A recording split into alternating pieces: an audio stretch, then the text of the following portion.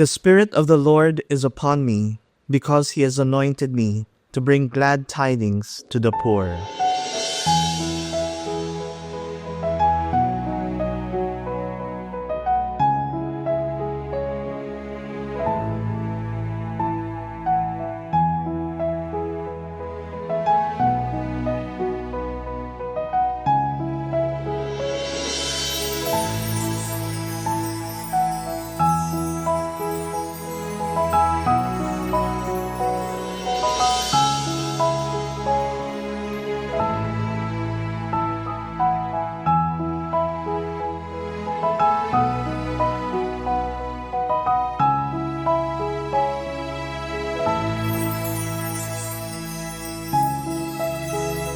This is Jesus practically starting His public ministry at the synagogue in Nazareth.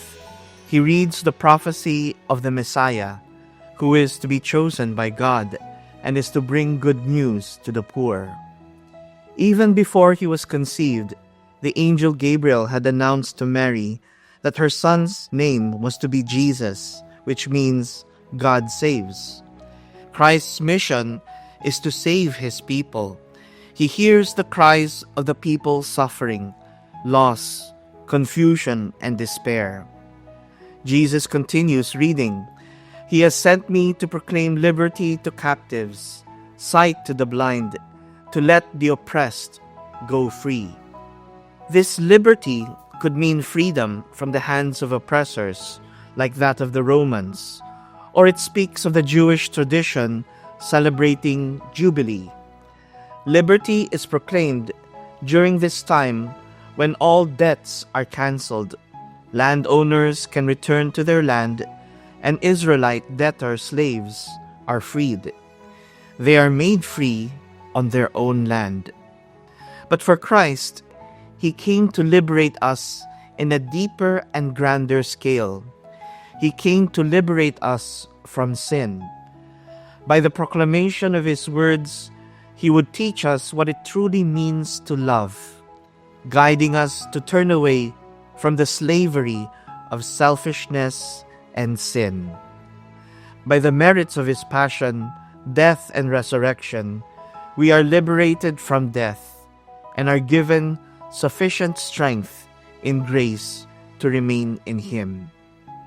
Finally, Jesus reads, "And to proclaim a year acceptable to the Lord." Jubilee means a time of consolation and rest.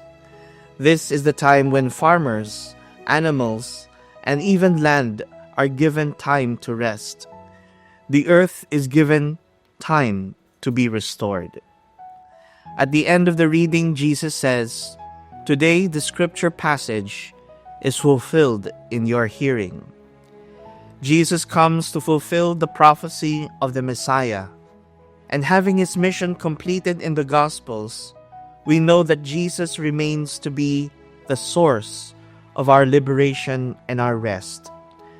As we continue to encounter, accept, love, and serve Jesus in our lives, may we be liberated from sin and death, and may we find rest and consolation by deepening our relationship with God in sacraments and in prayer.